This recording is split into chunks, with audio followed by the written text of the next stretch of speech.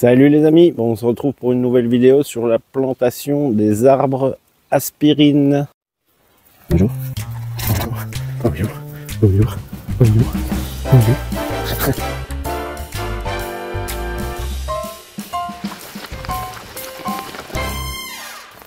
Salut les amis, vidéo un peu compliquée déjà que je viens de me faire attaquer par une bête féroce.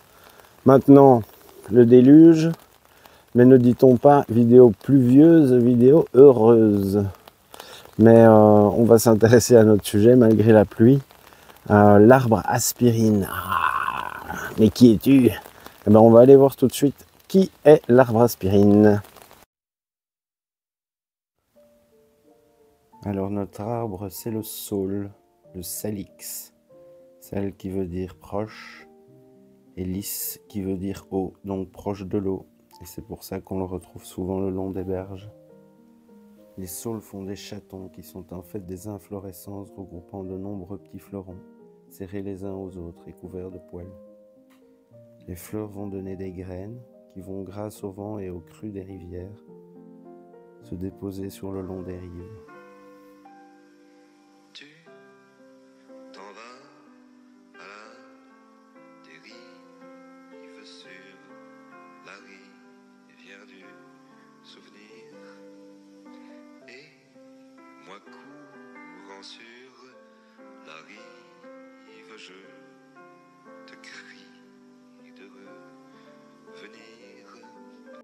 Ici le majestueux saule de Babylone, plus connu sous le nom de saule pleureur. Et voilà celui qui m'intéresse aujourd'hui, le saule du vannier, Salix viminalis. Alors maintenant on va aller planter nos saules du vannier. C'est parti les amis. Et pour ce faire, je vais faire des trous. Des petits trous, encore des petits trous. Des trous de première classe. Des trous de seconde classe. Et après on s'étonne qu'il pleut. Alors je vais faire des trous d'une quarantaine de centimètres.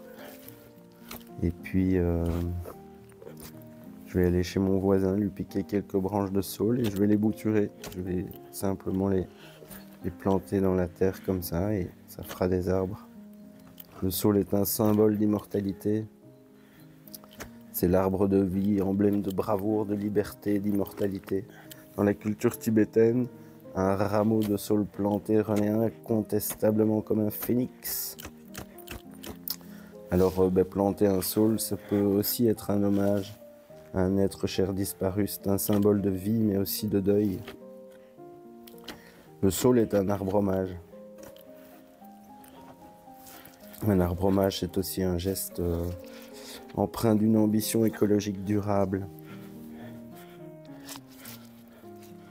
Alors ici, je viens rajouter un peu de compost à ma terre, uniquement pour l'alléger, pour pas qu'elle soit trop lourde.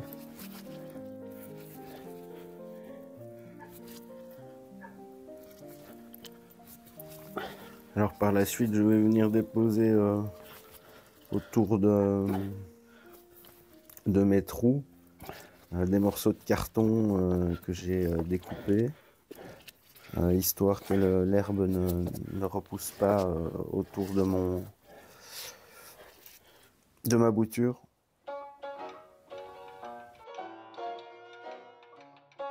Alors ici complètement hors sujet, mais c'est un amandier que j'ai planté pour fêter les 100 premiers abonnés de la chaîne.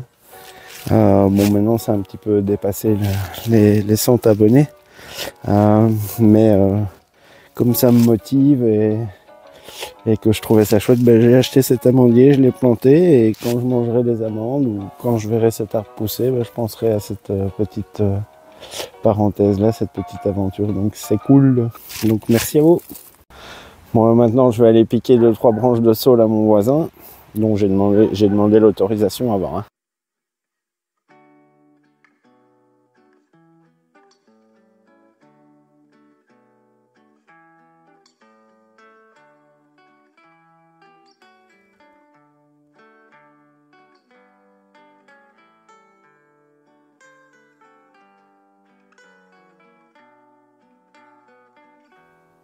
Donc nous voilà chez le voisin pour lui piquer du saule. Donc on est sur du local et du gratuit. Alors voilà mon butin et mes trous. Alors ce sont des trous que j'ai espacés de 3 mètres. Et entre chaque trou, à une distance d'1,50 m, j'ai fait des plus petits trous. Je vais venir mettre de la consoude dedans. Donc tout espacé de 3 mètres. Du carton partout.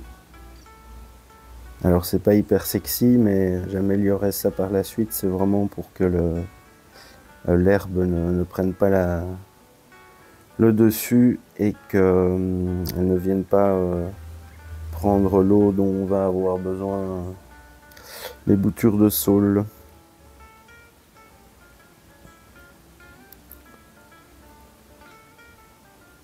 Alors mon idée c'est de faire une petite haie, de faire des trognes un peu dans cet esprit-là. Peut-être que je vais me mettre à la vannerie par la suite, j'aimerais bien. Alors on y va, on va planter nos boutures. Alors là c'est vraiment ce qu'il y a de plus simple. On enfonce de 25 cm. On tasse un peu. On sort le sécateur. Et on va choisir la taille. Donc moi je les veux pas trop bas. Je vais les couper ici. Et ma trogne va se reformer à peu près à cette hauteur-là. Donc une cinquantaine de centimètres.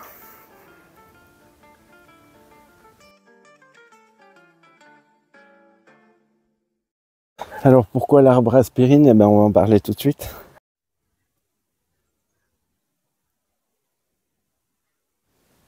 Bon ici je vais répéter mon opération dans les 5 trous. Alors rien de plus simple.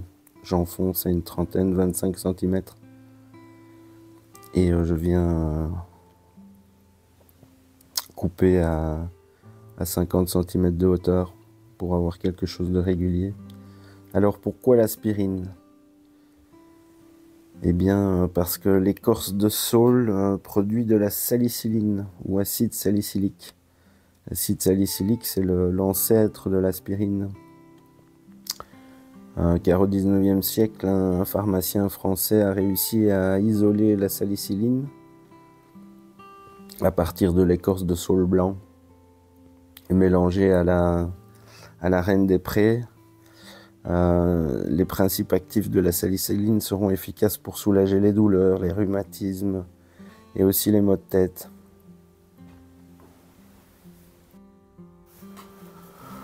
Donc grâce à ça, ils ont rapidement pu faire un médicament qui est devenu un médicament de référence, et c'est par la suite qu'on créera synthétiquement l'acide acétylsalicylique qui deviendra par la suite l'aspirine. Ben donc là, je vais mettre mes petites consos d'entre, hein.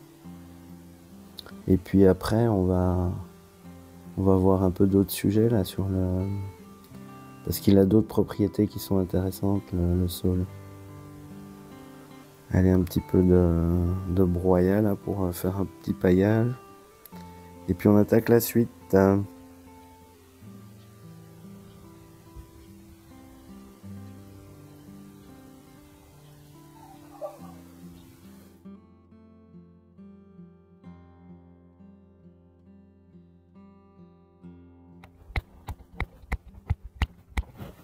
Alors ici je viens couper au sécateur quelques petites branches de saule dans une eau de pluie que j'ai tiédie à peu près à 25 degrés, ce qui va permettre la libération de la salicyline.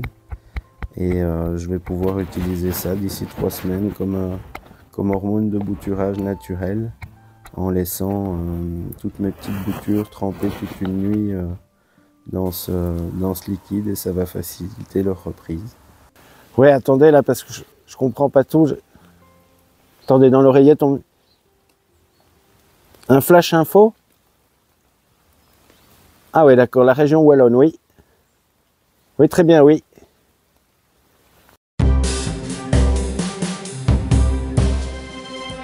On vous entend là. Ouais, Oui. Agico, vous m'entendez?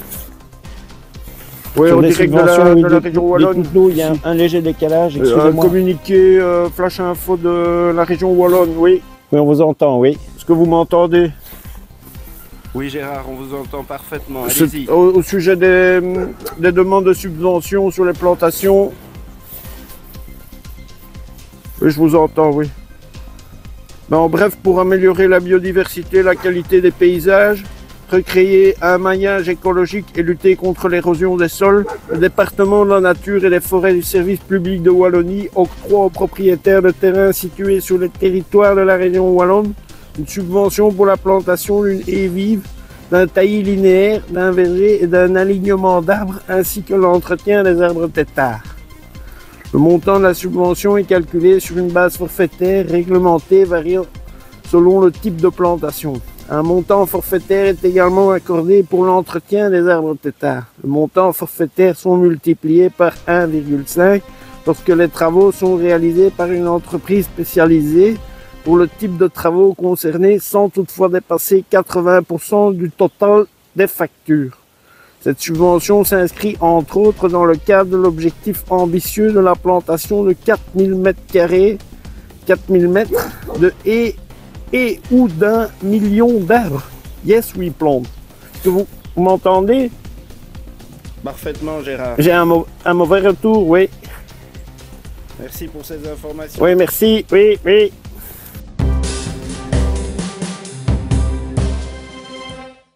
Merci Gérard pour ces informations, mais maintenant allons faire un tour sur le site de la Wallonie pour en savoir un peu plus.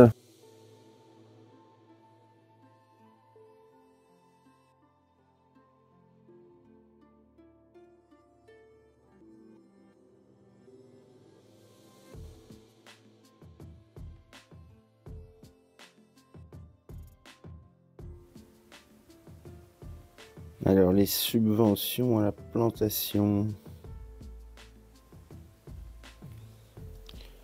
Alors qu'est-ce qu'on a? 6 € par arbre acheté en pépinière, 2 € par bouture de saule, 25 € par arbre d'une variété reconnue ou certifiée, 5 € par mètre dans le cas d'une plantation monorang, 7 € par mètre dans le cas d'une plantation à 2 rangs. Les taillis linéaires, 1,5 € par mètre dans le cas d'une plantation monorang.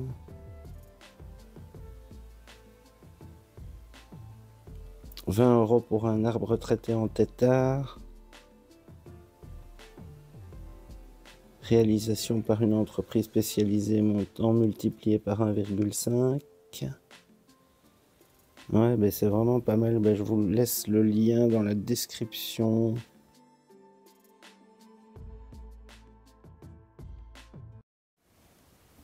Alors ici, il me reste plein de petites branches. Donc je vais pas les faire, je vais les bouturer. Alors le saule a un sens, mais il a la faculté de repartir à l'endroit ou à l'envers. Donc moi, toutes ces petites branches, je les récupère. Je vais les mettre dans de l'eau, dans de la terre. Je vais faire des boutures avec. Soit je les replanterai, soit je les offrirai.